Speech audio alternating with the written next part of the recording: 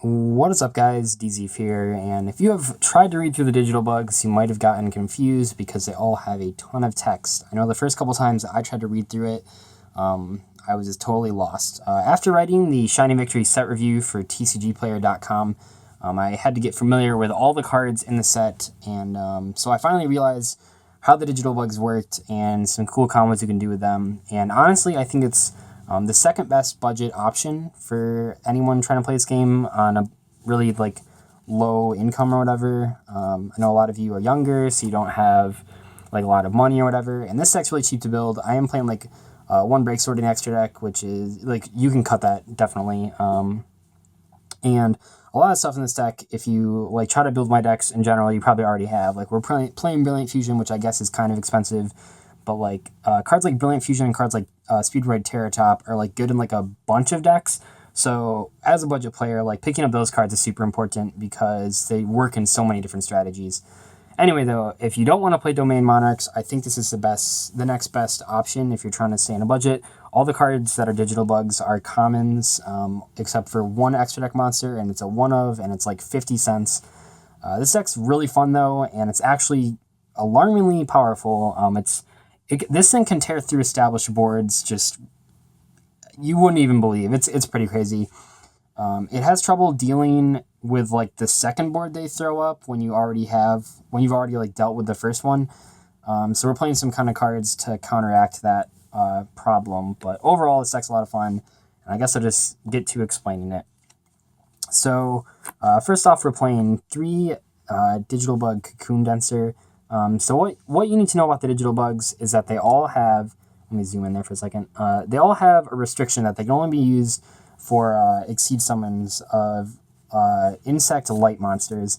That only leaves us 2 targets. It leaves us Giga Brilliant and then their on-theme guy, which we'll talk about in a second. You all know what Giga Brilliant does, and the on-theme guy is basically a giant hand, which is cool. But that's because they'd be way too powerful if that wasn't it. Because all of them give the Exceed monster they Exceed summon a bonus effect. So this one makes anything you Exceed summon with it an Armades, which is super powerful just in general, and when I show you the next card, it's going to become even more powerful. But so anything that you summon with this becomes an Armades, just indefinitely, which is really cool. Also, this one's basically just a wind-up rat, so you can switch it to defense to summon an insect from your graveyard in defense position. Quick +1 to make a 1-for-1 Exceed summon, great card. I've seen some builds play 2 because you don't want to open it, but I think it's actually just way too powerful to not play 3 of. We're also playing 3 of the Spider Guy. This guy's my favorite because look at his cute little eyes. But anyway, the Spider Guy is really cool. His bonus effect, you'll already start to notice, is just insane with the other effect, is that when you Exceed someone with him, all of your opponent's monsters go to 0 defense, and then they switch to defense position. So these 2 already can get over pretty much any monster. I mean, Dark Destroyer, Beatrice, whatever, and your opponent doesn't get the effect. It just runs it over. Oh my god, it's so good. His other effect is that you can switch an insect monster to defense position, including himself if he's your only monster or whatever. To special an insect from your hand. So this is really the one you want to start with. This is your turn 1 play. This is your turn 2 play. Really cool interaction. The last one is not that great, honestly, but we're playing 3 of it just because we need the name. So Digital Bug Centibit is not that great. So his bonus effect lets your monster attack all of your opponent's defense position monsters once each. So when their theme monster can be made with any more than 2, at least 2 monsters. So you make it with all 3 of these, is what I'm trying to say. So then all of your opponent's monsters go to defense position with 0 defense, you're an Armades, and you can attack all of them 1 time each, which is just incredible. You can just get through any board with that. Pretty much. And his on-field effect is that when he switches to defense position, you can special an insect from your deck. There's some cool combos with it, maybe I'll post an insect deck profile, but you can special any insect from your deck with it, and its effect stays, so you switch it to defense, and then special a dragonfly from your deck, which is pretty stupid, but generally the only way to trigger this guy is by summoning him, summoning the Spider Guy, activating the Spider to switch this guy to defense, specialing the guy from your hand, and then specialing the guy from the deck, which is a powerful play, but it's almost impossible once you have Brilliant Fusion in your opening, and open both of those. So you have to open both of these cards and Brilliant Fusion. Generally just playing him for the name, just something to draw, something to exceed with. But if you're making like a 2 material rank 3, you're almost always wanting to make it with these 2 if it's possible.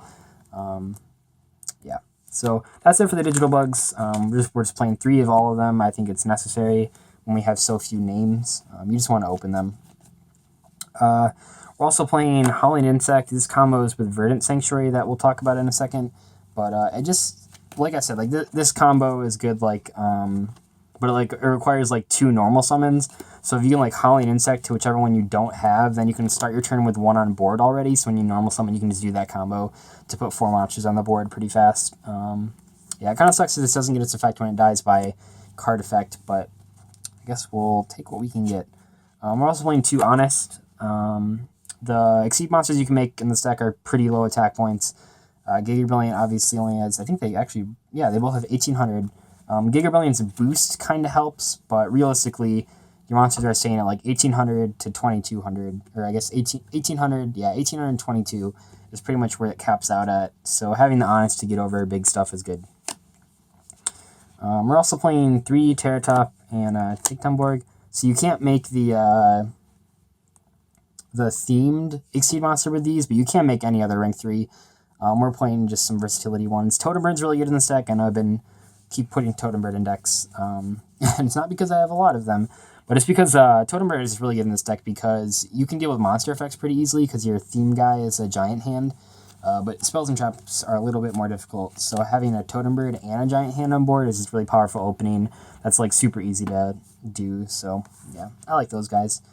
We're also playing 2 Gem Knight Obsidian, so we're playing Brilliant Fusion. This guy's the best target in this deck because he's the highest attack, level 3 Gem Knight. Garnet has a higher attack than him, obviously 400 more, but it's not a level 3 monster, so if you draw it, it's kind of booty. Because I've Exceed with Gem Knight Garnet after drawing it in certain decks, and it certainly happens in this deck too, where you draw the Obsidian, and you'd much rather it be level 3 than level 4. There's some cool stuff you can play in this deck that's kind of cute, namely A&D Changer. A&D Changer is a light monster that you can banish from the graveyard to switch the battle position of a monster. So you can like trigger Centipede with that, but I don't really want to draw that card ever. It's like a level 1/0/0. It might just be I don't think it's powerful enough to where it's worth playing in case, like, because you're gonna draw it sometimes and that's really bad. You have no way to get it out of your hand. So I just don't think it's worth playing. You can play if you want to. There's one other sort of cute card that you can play, but I'll talk about that when we get to the field spell. So anyway, 2 Obsidian. We're playing some Kaijus, so 1 of this guy, 1 of that guy, and 2 Gamma Seal. So mainly, this helps when your opponent puts up their second board. You can push through their first board pretty easily. They'll probably lose some card advantage because you're just making them all off pluses. But then when they put up like another Dark Destroyer, and it has like full attack points and you can't Exceed summon, these just get rid of that kind of stuff. And in terms of ratios, we are playing Kaiju Slumber. Generally speaking, you just want to take one of the high attack ones and give your opponent this one. This guy could be, I think I would rather play the Mothra one because he has low defense. So the thing is if you draw these 2 and these ones are better to draw if you can't get to the spider guy. If you can only get to like just a rank 3, because then you can switch these to defense with the rank 3's effect. Then you can run it. Well, not this one. If this was the Mothra one, because the rank 3 has 1800 attack points, so you can just switch this to defense and then run it over, which does come up, but I think those are fine. So for the spells, we're playing 3 Brilliant Fusion, best card in the deck. I always say that for every deck I put it in, because I try to play decks that this card just the nuts in. You can set up some really crazy boards with it. Unfortunately, there's not really a good way to use Seraphonite in this deck, so it'll probably just sit in left field and die, but it happens. 3 Twin Twister, we really can't play through back row in this deck. Luckily, back row is not as popular as it once was, but if you're playing this at like a locals, rogue decks still play back row, I guess. But like most meta decks don't, but I don't know. I think it's necessary in decks that just can't play through back row. 2 Verdant Sanctuary, so when an insect monster dies, you can add an insect with the same level as it to your hand. All of our insects are level 3, so you just like cycle them out. If you have like Howling Insect, you can summon Howling Insect, crash it to summon another Howling Insect, search a card, crash that one to search a card, and special any of the digital bugs. Then you have all 3 for the next turn. It's pretty good. So yeah, but you don't want to draw like multiple, so just two. 2 Interrupted Kaiju Slumber. 3 is way too much. Sometimes just drawing the Kaiju is better because it distributes. With this card, it's just a blowout. And if you're going to play more than like 2 Kaiju anyway, you might as well just play this. 1 Foolish, pretty cool for when you draw Cocoon Dancer in your opening. Soul Charge to make ridiculous fields. 1 Bug Matrix, so this is their field spell. It's kind of bad, but it's okay at 1. So it gives all bugs 300 attack, which is okay. And then you can equip a bug from your hand to an Exceed monster, which is kind of neat. There's a card you can play called, like, I think it's like Batchy or some shit like that. It's like an insect level 3 monster, and the Exceed monster that it's used for can do piercing damage. I don't think it's necessary to play, because just like A&D Changer, it's kind of neat, but like it's really bad to draw. It's really bad when you don't have Bug Matrix. It's just, I don't know. I don't think it's good enough to play. That's for the spells. And then we're only playing 4 traps. So we're playing 1 Bug Emergency. This is basically a double Call to Haunted. A special summons 2 insects from your grave. Yeah, and then it has like a graveyard effect where you can like banish an Exceed monster and this to like make all your insects that level, which is kind of neat because it means you can make your higher Exceed monsters with the bonuses. But realistically, you're just using it to bring back 2. And then besides that, we're playing 3 Chaos Trap Hole. I keep talking about this card. It's really good. A lot of the better players have just jumped ship to this instead of Strike. Strike just isn't very good right now. I guess I can just like address it real quick. Like some people said, like, oh, like what happens if you, oh, like I feel bad if you've played like Mermails. The thing about that is that like when you go to like a tournament and you're like not doing terrible, you're probably only gonna face meta decks for the most part, and you want this card against meta decks because like when you set up a board, like this stops like when they summon a monster. Like all the meta decks are playing just light and dark monsters, light and dark monsters, light and dark monsters. Just banish them. And then if you play against a deck that's not playing light and dark monsters, you're probably just going to win anyway because it's not going to be a good deck. Generally speaking, I know, don't mean that to generalize, but yeah, if the deck isn't hit by Chaos Trap Hole, you should just be able to beat it just by being like a better deck. I mean, like some decks that aren't playing light and dark monsters, I guess are like okay, but like they're not something that you're going to run into like every single round. If I go to like an 8-round tournament, I'm expecting to play 7 of those 8 rounds against decks that play light and dark monsters, so I'm perfectly fine main decking Chaos Trap Hole for that reason. And also it's a lot cheaper than Strike if you're on a budget. Which I'm not. Like, I'm making a conscious decision to play Chaos Trap Hole, but that's also an excuse you can give. Anyway, we're playing 3 of the rank 3, so yeah, this guy's a giant hand. You can, well, a little bit better. You can attach 2 to negate a monster's effect and change its battle position. It's really cool. You can do that during either player's turn. And then even cooler, when it runs a monster over by battle, you get to attach it as Exceed material, just to keep getting Exceeds. It's just really crazy. I love this card.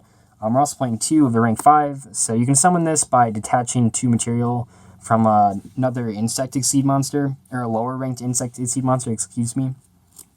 And its effect deals with different things. I wouldn't say it's necessarily strictly better, but you can attach material to shuffle a defense position monster back into your opponent's deck, so that kind of helps get rid of like Beatrice and stuff. Once again, if you can't get to the spider guy, this guy's pretty important. He has a little bit more attack points, which is cool. It doesn't come up a lot. A lot of times you go Terratop into Giga Brilliant into this guy, because you can't make this guy with the Giga Brilliant, or with the Terratop. Yeah, so he's pretty good. Also, you can attach an insect monster from your grave to him every turn, so that's how he regains Exceed material. Last year, you were playing one of the Rhino guy. This guy's garbage, but I guess you have to play one. Guy Charger is almost always just better to make, but anyway, he has 2600. He does piercing. Like once per turn, you can like blow up the monster and on the field with the highest defense. He's really bad, but I don't know. Like I almost just want to play Guy Charger, a second Guy Charger over him, but it's whatever. You can make him sometimes.